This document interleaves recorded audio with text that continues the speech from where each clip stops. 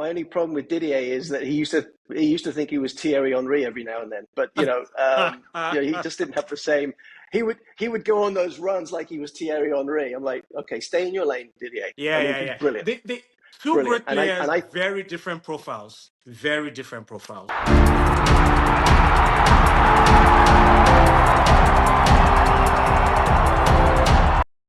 All right, guys, another Tru Bench episode, and trust me, we have a very special guest. You'll get to know you get to see him very soon. Like we do every week, we'll tell the guests to introduce themselves, first name basis, the club they support in the EPL, for how long, and why they actually support the club. The backstory is always good. The backstory is always a good. So, Paul, I'll hand this over to you. Okay. Let you introduce yourself, why you support the team you support, and how long that has been going on. Well, it's a long time, I will tell you that. So firstly, Wally and Sukkie, thank you for having me. Chelsea's my team, has been since I was a boy. I think my first memory is 70, 71. So FA Cup winners. And I was 5, 6 years old, getting up in the night to put my Chelsea kit on and then go back to bed. Mum would find me with my pajamas on the floor and my Chelsea kit on. So, but no, I think I was attracted to their style of play. They were always a very attacking team, always played young players. So I think about today, and we'll get into it, I know. I have a lot of patience for this team because I like the spirit. I like the youth. I think there's time. But yeah, it's a long time Chelsea fan, supporter. And So I think, Paul, you have, and I like to get your unique perspective about, Chelsea and supporting Chelsea. I mean, I started supporting Chelsea a while back as well, but definitely not as long as you have. And I know that there was a point in time when Chelsea was not really a top team. Right. And then Abramovich came and that era of winning came. And then we're going through another patch right now. What has that transition been for you, especially seeing that your team just shot to the top and, we're winning everything from an era where they were not winning that much, and then now dealing with it when you don't know when the next one is going to come? I don't worry. No, we're talking Premier League, Yeah. Look, any trophy you win, you deserve. I'm not a moaner. I'm not a whiner. We shouldn't be moaners and whiners. You win, you lose on your own merit, and others can talk about we deserve, we don't deserve. Doesn't matter. We did it. But I don't worry about the downtimes. I don't. I mean, it's long enough. I was in the old Division 1. We were up and down. Division 1, Division 2. We'd been Division 2 for a couple of seasons at times. We'd come back up. But we always were exciting. We're always going forward. I want to see them play forward-thinking football. That's all I want. Yeah. Okay, the result is great. But I'm a football fan, and I want Chelsea to play exciting football. I love that formation against Barcelona. It was quick. It was on the front foot. It was pressing high. For me, that's how we should be playing. Now, Maresca can tweak. He's a much more knowledgeable guy than me. He can tweak for different games, do different tactics. Okay, I'm not going to tell him how to do his job, but I want to see our team on the front foot. And I think we've got the squad, and these are a young squad, I think, And so for me, I don't worry about the downtime. So we're strong. Yes, it's true. We became a much more significant club when Roman put his money in. Yeah. And then we had the real Jose Mourinho. Yeah. That's true. That's true. Yeah. But also, he played a little bit negative, didn't he? Because he would be compact, but then when he went forward quickly. Pragmatic, I'll call it. Yes. And the out ball was always a direct ball. Not always, but could often be a direct ball to Drogba, who had the ability to hold it up and bring other players in. Absolutely. And I think we're missing that a little bit right now. And I see Maresca not afraid to play a direct ball. Think about coming back to what you said, Sukkie, about the Club World Cup. He wasn't afraid to play that long ball. He may have seen something. I don't know. And we got a couple goals off that, didn't we, from Sanchez? Yeah, absolutely. So I think we're in an exciting time right now. results are always disappointing. Yeah. The weekend was disappointing, but I think we've got a lot to look forward to. Yeah, we'll get right into it. I'm glad you mentioned games of the weekend. On True Bench, we fortunately, unfortunately, maybe for Sukkie, we're gonna go beyond Chelsea today so that it doesn't get too bored just Yep. talking about Chelsea. A lot of headlines, a lot of headlines coming from the games over the weekend. And we'll start with Sukkie and United.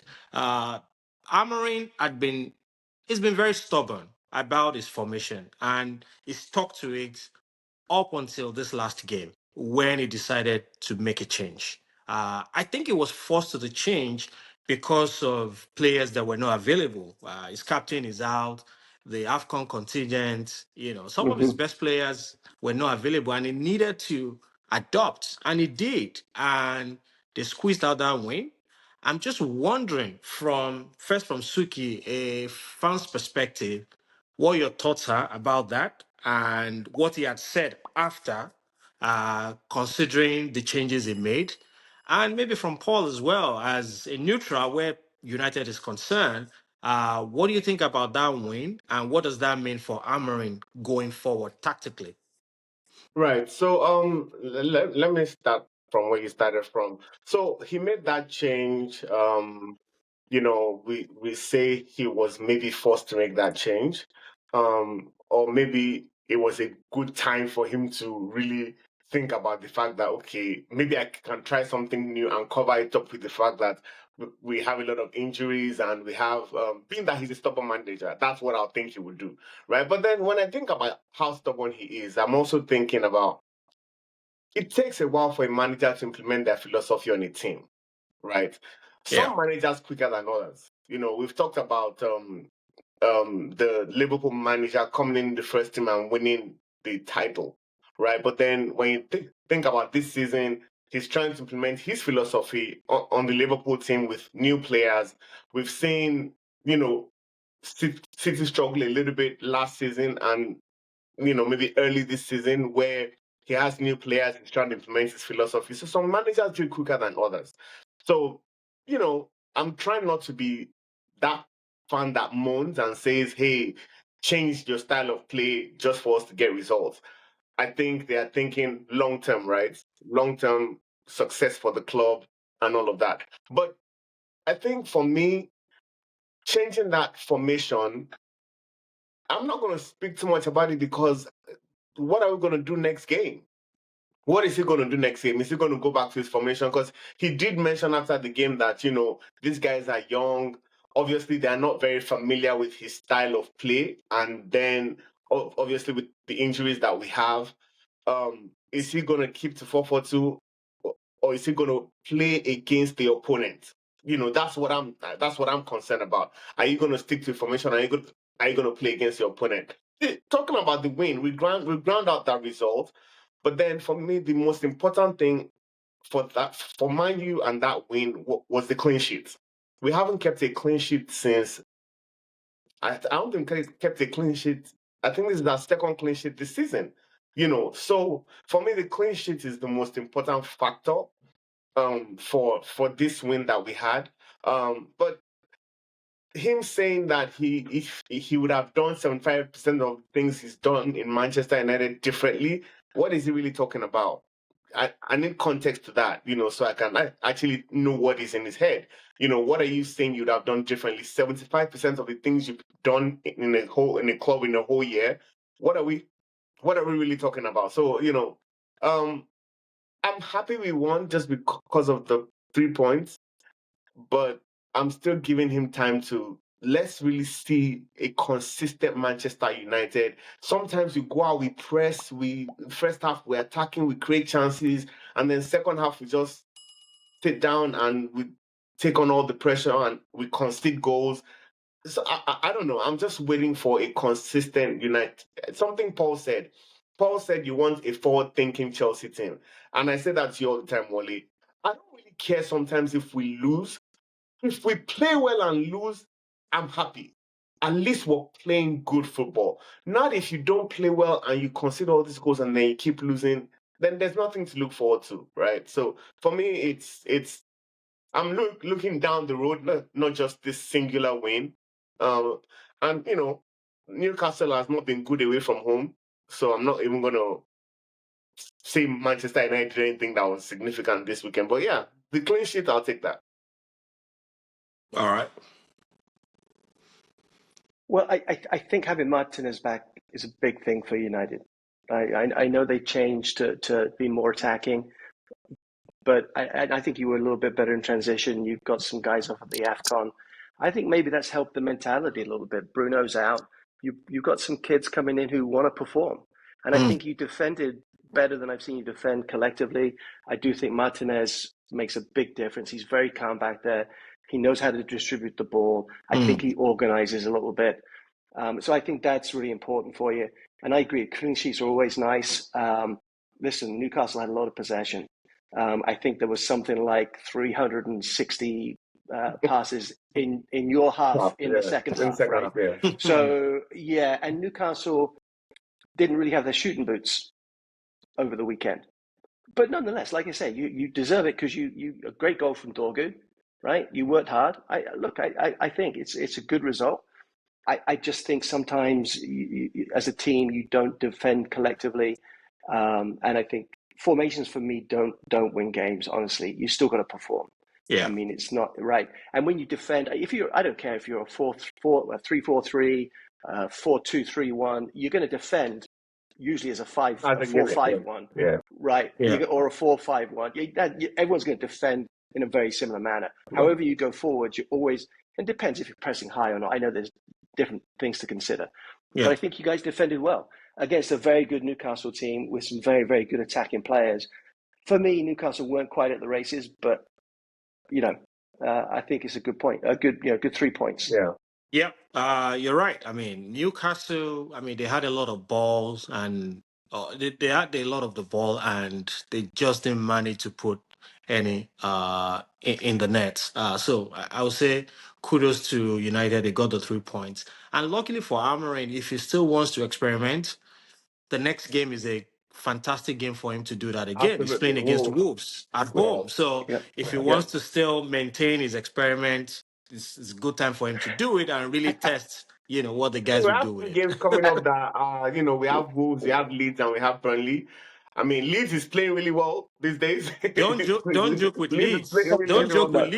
not underestimating Leeds, but I don't underestimate any team personally. But Yeah. I mean, on paper, Wolves and Burnley, we should be able to beat those teams.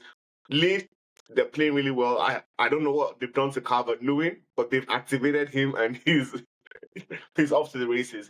But one thing I would say about that game is I was really, I've always believed that Newcastle has a very strong midfield. And for us to play the players who played against that midfield and get the result we got, a lot of players put their body on the line in the defense and I think if we see more of that, we'll get better. I think we'll get better over time if we see more of that. So yeah. Well, and one of the Chelsea lads is helping you too. Matt, I think is starting to find a little bit of form again for you. Absolutely. Exactly. Right, and I look. I wish Mason all the best. Came up through the academy, and I was sad to see him go. The reasons he went. But then he got injured for you guys. So now I think he's got a chance. These last 5-6 weeks, he seems a bit more settled. Seems to be in the team. Even when the AFCON players are present. So good for him, and I think it's good for you guys. Absolutely. I agree. So let's move to the next game. I think Aston Villa and Man City are probably the top 2 teams right now in current form. I mean, Villa, they've won. They've gone on a run of 11 games winning. And that's and they played Chelsea on Saturday. My frustration with that match was that throughout the first half, we were very comfortable. In fact, I was saying to myself watching it that what is so special about Aston Villa? Why is everybody talking about them? Yeah. Chelsea's comfortable. We could have been 2 or 3 goals up. And if we do this in the second half, in fact, I wasn't waiting for the second half. I already counted the 3 points. I already looked at the table. This is where we are. We're getting closer to Aston Villa, and that was it. And then second half came, I think changes were made around the 60th minute and Chelsea collapsed completely. I don't know if it was that Chelsea really collapsed completely or Aston Villa made a lot of changes that Chelsea just couldn't deal with. So I want us to talk about, I'll start with Paul. Personally, like I said before we started, the conversation, it's been very difficult to analyze Chelsea for me this season because when I think that this is the problem and this is the solution, they solve that, then another problem shows up. When I saw the lineup on Saturday, I was scratching my head. Why is Badiashile starting this game? This guy is slow. He doesn't pass out really well. If you have a high pressing team against this guy, the defense is going to crumble. Fofana was not injured, so I just wasn't sure what was going on, and that was part of the problem that we eventually faced on Saturday. The other part of it was Cole Palmer is walking back his fitness. It's not the Cole that we want yet.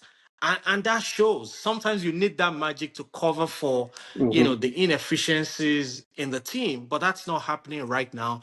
Enzo Fernandez is box to box. He runs around, but sometimes the end result is not just there. So there are many areas where you could say we need to improve. But at this point, I don't know that it's just one part of the game, but I'll let you talk about it. Yeah, look, I think first half we were fantastic. I don't think Yeah. we can complain with Maresca's setup and his tactics. We were on it. We should have scored, right? Should we scored 2 and 3 goals? Yeah. Same old Chelsea these last 3 or 4 years, right? Yeah. I always worry when we're 1-0 up and we can't get a second or even a third. We can't finish games off. Yeah. I think the reason we lost that game was very clear. It was Ollie Watkins. The pacing behind killed us. Yeah. We can talk about the other areas, but the pacing behind, and I watched back the highlights. 2 or 3 times he got in behind. Okay, and okay, he scores a header for the second goal. But Badashi's not at it. I mean, if he's got no time and there's no pressure on him, he's fine on the ball. Yeah, exactly. But he's not. He's got no quickness. Right, those first 2, 3, 5 yards against an Ollie Watkins, he's never going to compete. Yeah. And Chalobah too. Chalobah's soft. You watch that first goal, and I thought the keeper did well. It's a shame that he made a good save. He saved us, actually. We would have considered more goals. Yeah. Oh, yeah, exactly. So for sure. Once they gained the momentum, Sanchez was brilliant.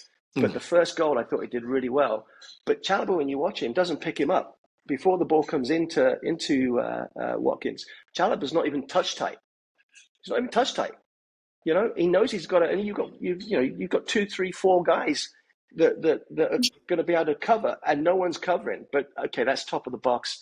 The ball slips in behind.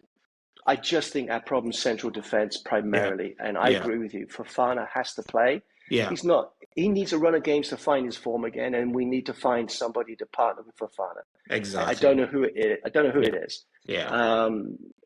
I think we could have. Now I'll be a little more critical of Maresca. I don't think he needed to make those subs.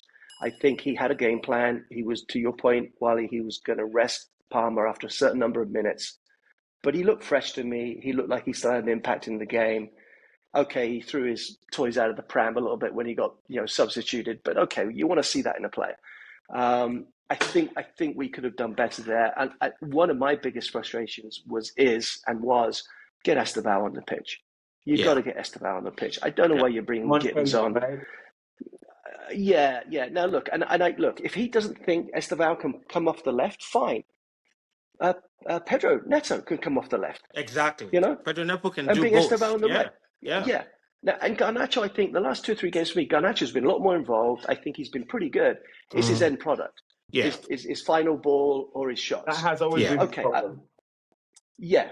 So, but I think a good coach can refine that. I mean, that's something a good coach can make you better on. Yeah. Well, it's confidence too for himself, right? But I've been pleased with him. I was a bit against him at first, to be honest, but I think he's come along. But why isn't Esteval coming into the games?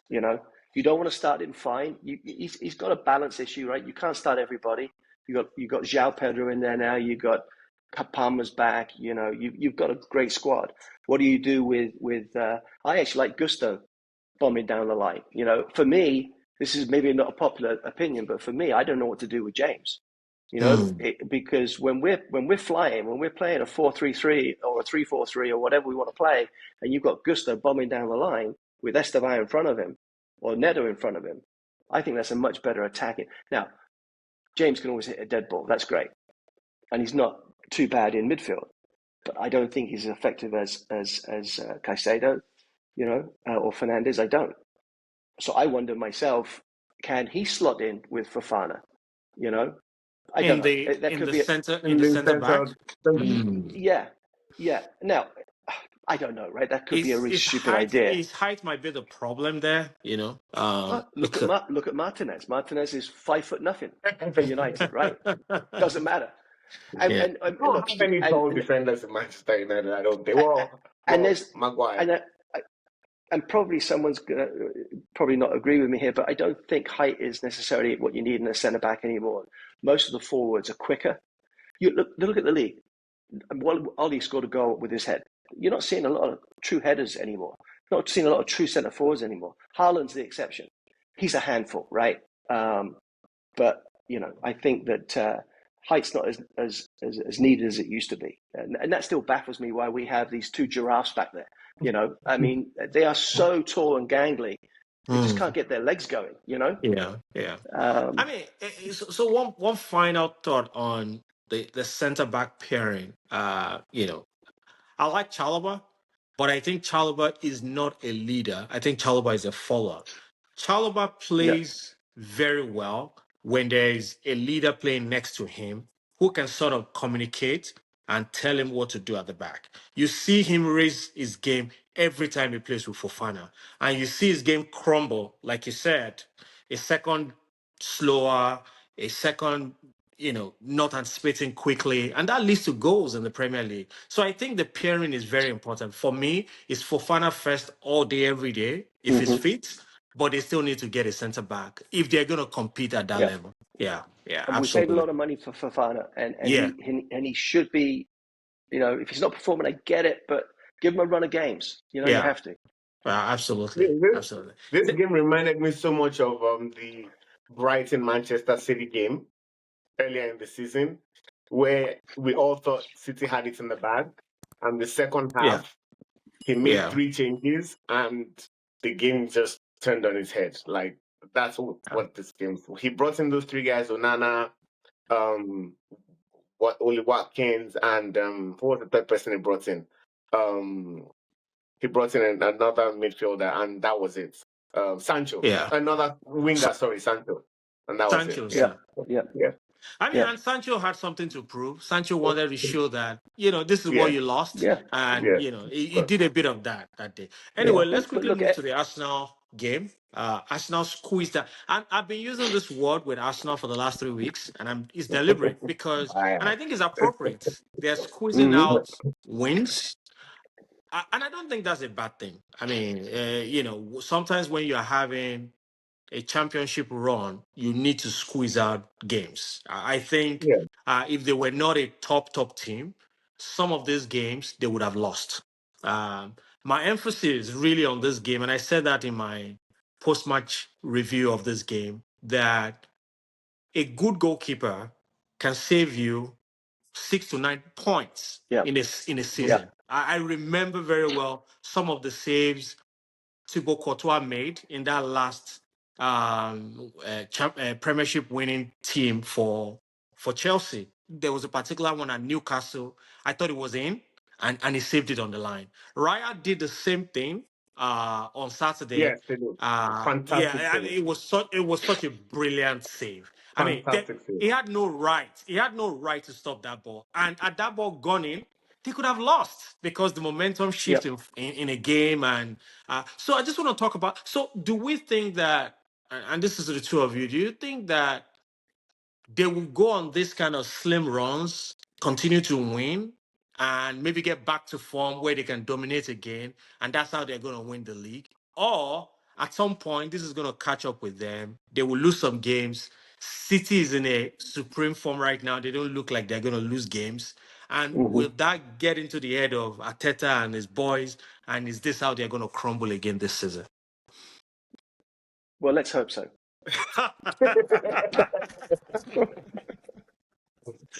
Sorry, Arsenal Look, fans. yeah. Like, in full disclosure, my father was an Arsenal fan, and so yeah. But Suki, I'll let you go first, buddy. I've got No, some I thoughts, was but going go to ahead. say that I think we've seen it where teams have had to squeeze out wins 1-0, 2-1, and they went on to win the league. Scrappy wins. We've seen Liverpool do it. We've seen City do it. We've seen even Manchester United do it, right? The whole season, you don't go. I mean, you don't see a team that just goes and beats everybody 4-0, 3-0, 4-0, 3-0, and goes on to win. There's usually a patch where they struggle. What I'm noticing about this Arsenal team that's different from previous seasons, and I'm not saying they're going to win the Premier League. I'm only saying that now they're grinding out wins. In previous seasons, they would either lose or draw these games that we're saying them, win, right? They've lost only 2 games this season so far. And so they're churning out those wins. And I think it's a sign of maturity in their team, right? So I wouldn't say that there's chaos. The fear I have for Arsenal is the fact that when you have City stomping behind you so aggressively, if you don't have a winning mentality, then that can kind of shift in City's favor, right? So that's where I think Arsenal might have a problem is if City goes ahead of them, if they lose any game and City goes ahead of them, I think that's where the problem will start. Because City have a winning mentality and Arsenal don't. And then let's not discredit Aston Villa as well. They're only, 3 points I think it's 3 points behind Arsenal. So City win a game, Arsenal lose, and Aston Villa win a game. All of a sudden, the table looks very different. And then that's where you can really ask the question, is there trouble in the Arsenal camp? But until then, they're grinding out the wins they need to grind out. So, it is what it is. Look, I think that they haven't had a purple patch yet, right? They haven't had 4 or 5 games where they've only eked out 6, 7 points. Is it going to come? Probably. Is City going to drop some more points? For sure. I'm going to throw Liverpool in the mix for Liverpool fans. I think they've started to sort themselves out a little bit. I think the league is there for the team that can put a run of 6, 7, 8 games together. I really do. And City is certainly a team that can do that. Where I think I'll be positive for the Arsenal fans now, Odegaard's back, starting to look sharp. Jesus is back. Look out. Jesus is a finisher. He's clinical. He's smart. Great technically. I think that's a welcome sigh of relief for the Arsenal fans. And then you got Gabriel to come back, right? He's back. He came in the last game. He's back. And then Trossard. I love Trossard. Yeah, well, what a finisher he is. It's good. It's then is it Martinez, right? Who he changes with? I think the Martinelli. Yes. Who's the Gabriel Martinelli. Yeah. And Martinelli's starting to, and look, for me, Saka's starting to find a bit of form. I know Arsenal fans love Saka, and I love Saka because I'm an Englishman, and I want him to do well for England. But I thought he was weak first part of the year, first part of the season, or at least I don't like England for that because England took Saka from Nigeria, but that's another conversation. Well, yeah, exactly. That's another podcast. Yeah. But there was a period, may not have been in the beginning, but there was 5-6 weeks where I thought Saka was very average. He's starting to find some form again. Mm-hmm. So I actually think Arsenal should be feeling very good about where they are because yes, they've ground out some really good results. They're a bit negative, they're a bit boring, but then they have moments of brilliance as well. And now you're getting 3 very, very important players back, in my mind. And I think that puts them in a very strong position. I don't know if they'll win the league. I don't. But I'll put Liverpool in that frame as well. Villa's been brilliant. The balance of that team, the belief in that team. And that's what it is, right? I mean, it's almost like Leicester, it's a balance and belief. Everyone's working together. Absolutely. They don't have a lot of big names, but then you say that, then you got a Tielemans in there. You know, you Rogers in say there. that, and you got a Rodgers in you there. say Yeah, that, and you see the impact of their substitution, and you're like, they yeah, actually have some depth, right? Yeah, they do. yeah, yeah, Yeah, They do. yeah, yeah, yeah. yeah. And Buendia, and And Buendia has quality, and McGinn.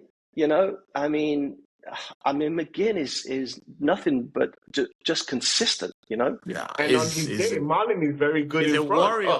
Attacking Again, player. is a Yeah. warrior. Well, Yeah, and then absolutely. it's come back to the keeper who gives everybody Yeah, confidence, yeah, right?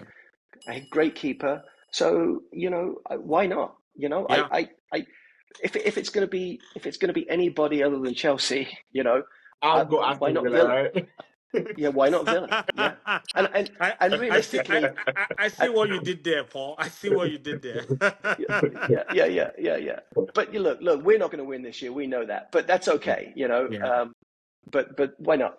Yeah, I think we're even Yeah. going to struggle to get to the top four, but yeah, that's a different conversation Yeah, altogether. yeah. Anyway, let's quickly look at match week 19. So midweek games this week, starting from tomorrow. I picked the top matches that I think we're going to see, and I just want us to have brief conversations about them and maybe predictions. Chelsea will host Bournemouth at the Bridge. Chelsea looks like they can't win a game right now. Bournemouth is one of the boogie teams. They come in and they give Chelsea a lot of problems. Yeah.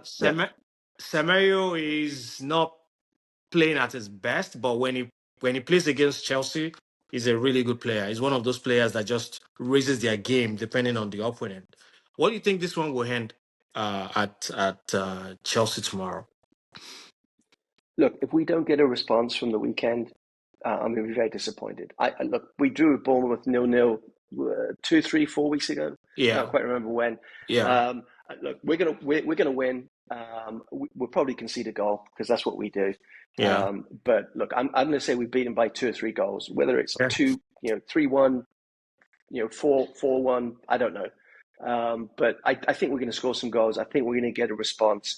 I think Maresca will set us up in a very attacking way and press high. A little bit like Barca. I'd love to see that.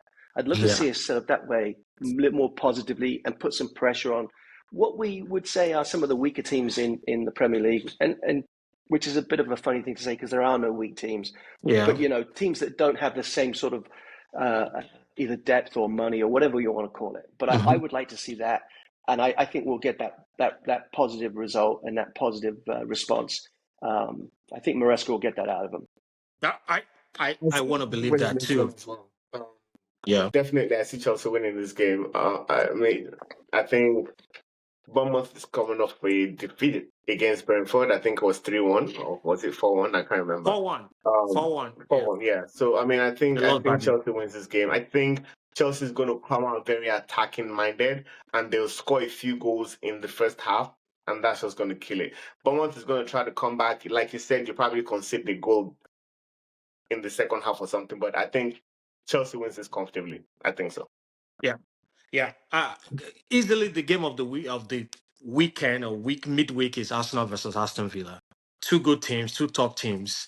Aston Villa has beaten every other top team this They've beaten Arsenal already. Yeah. So, how do you guys see this? Yeah, they beat Arsenal about 3-4 weeks ago. Yeah, I remember that. Aston Villa is the boogie team to Arsenal as well. Let's call it spade a spade. They are part becoming a boogie team to every other top team in the Premier League. But I don't know. I don't see Arsenal winning this game. I see a draw. Yeah, a draw. Yeah, okay. I think 0-0. I do, and I see City going top. Whoa! Wow! So City beat Sunderland away, and then Arsenal drop points, and that's it. Sunderland Sunderland City is the next game, right? They don't have 11 players, and then Dan Ballard is injured, so I don't know how. Dan Ballard is the Sunderland lost. You I think know, they lost six or nine players to the AFCON. I don't know how they six. did that They lost six recruitment. players, Yeah, and now yeah, Dembala is injured. So, and yeah, Yeah. against Ryan Cherki and that team, I don't know. yeah. Oh, and how good was he on the weekend? By the way, Oh, it was Checky. really good. It was It was really fantastic. good. And not just the weekend. Yeah, yeah, yeah. The last few weeks, it's been really wow. Who are It's you talking been Mm. about? round checking. It's been like the best Turkey. Is it midfielder. Turkey or It's been Yeah, Checky? amazing. Turkey. It's just been, Yeah, yeah. yeah, yeah, yeah, yeah. yeah. All right. So let's wrap this up. I mean, we can't have uh a fan like Paul and not test his Chelsea knowledge of strikers. Chelsea right now can do with a top striker in the world. But I mean, when I was watching that Yeah, match on Saturday, Delap came in, and I'm like, what has Delap contributed to Chelsea apart from yellow cards and red cards since he joined? I don't know. He's been so bad. I don't know if you feel that way, but I yeah, think he's been yeah. absolutely. Oh He's not yeah. been in fit at all in I that team. no, Yeah, I yeah, was very excited that we signed him. I really was. And to your point, look, does he come good? He's got a lot to prove. He's got a lot to answer for, right? yeah, So, yeah, I don't know if we'll sign a striker in January or if we'll bring someone back on loan. If it's him, it's him. Hopefully he can respond, right? But he's been poor. yeah. The only person we can I bring back guess on I loan as a also. striker is Nicholas Jackson, and I don't think he wants to have anything to do with Chelsea at this point. So who Yeah. knows? Oh, Yeah, he doesn't want to. He doesn't want to come back. No. he doesn't want to come Delap, back. Delap has been poor. Gyökeres has been Yeah. poor. Shesko has been Yeah, poor. So, I yeah. mean, Yeah.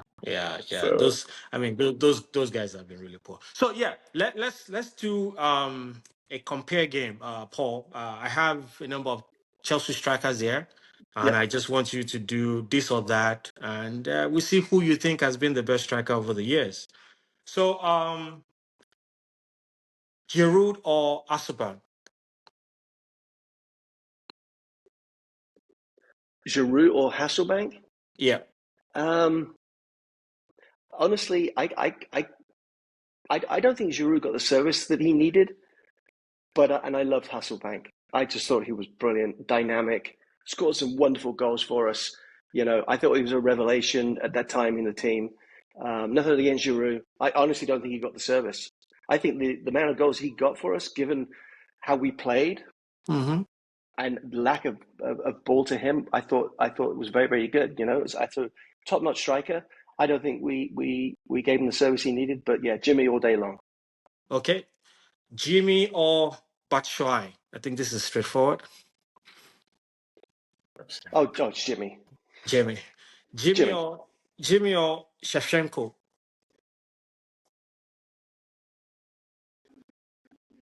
Jimmy, because Shevchenko I thought was subpar for us, Yeah, I think he came in when and it was the owner's pick, right? it, He it scored. He wasn't it scored a wasn't his couple goals. prime when he came Yeah, to Chelsea. Yeah. So Jimmy or yeah, Samuel Eto'o? yeah. hmm. Well, in terms of quality, I mean, you have to give it to Eto'o, but I don't think he did enough for us. He wasn't with us long enough. Yeah, I agree. He scored a couple of important goals. I can't remember Got to him being respect. at Chelsea. He was Yeah, definitely yeah, yeah. just, Exactly. Yeah. yeah. You got to respect the man, but Yeah. for me, it's still Jimmy. Jimmy or Viali?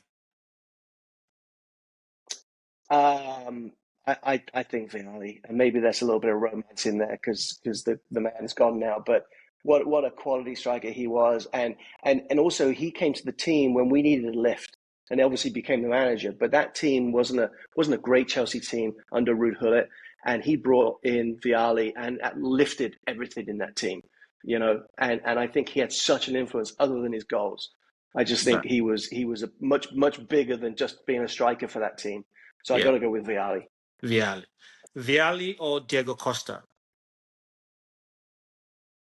Well, now we're getting a little closer to the current day.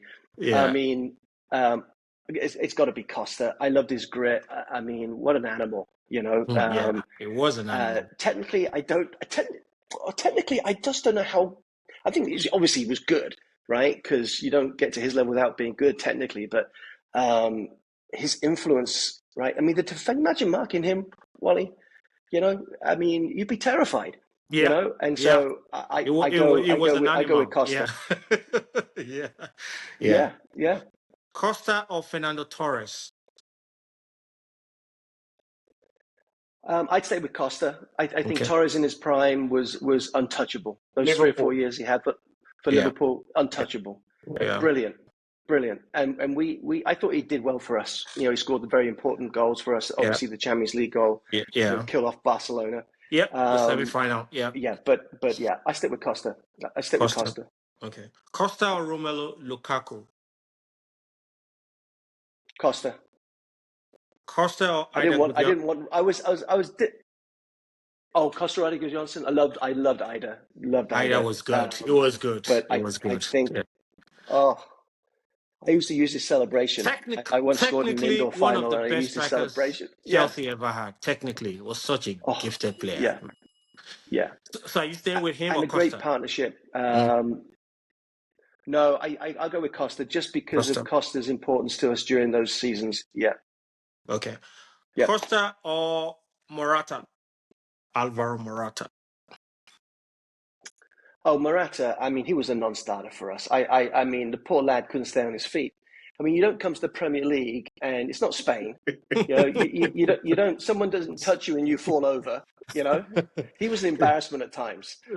Don't you think? He couldn't stay on his feet. Yeah. No, I'm happy his wife wanted to go back to Spain. I'm happy for them. Beautiful family, but You're happy you got rid of him. Not for me. Yeah.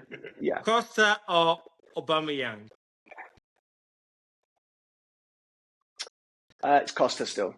Costa. And finally, Costa or Didier Drogba? Yeah, I mean, come on. Nobody in their right mind says anything other than Didier. You know, my only problem with Didier is that he used to think he was Thierry Henry every now and then, but you know, he just didn't have the same. He would go on those runs like he was Thierry Henry. I'm like, okay, stay in your lane, Didier. Yeah. Brilliant. Two great players, very different profiles. Very different profiles. Good question. Thierry Henry could do everything. Sorry? Michael Ballack. Yeah, different. Ballack was in the midfield. Okay. But Ballack was in the midfield. Well, Thierry would score more goals from the wing, I think, than when he was a true striker. But, and yes, very different players. But Drogba for me was very technical. Could hold a ball. He was everything for Chelsea because when we needed that relief, that 25, 30-yard ball. Yeah. He had positive influence on the rest of the team. Yeah. It was just an all-round great player for Chelsea. And thank you so much, Paul. This was a great conversation. I'm sure we'll bring you back again before the end of the season. Thank you so much. Thanks for your time. Well, quick shout out to Osgood. Right, let's not forget Osgood. I think Osgood could have had the strength to play in those same teams. So Aussie. Yeah, Aussie should be in the conversation. But Wally, thanks for having me. Sukkie, good to see you. Having you, Paul. Yeah, thank you so much. Thanks. Yeah, thanks.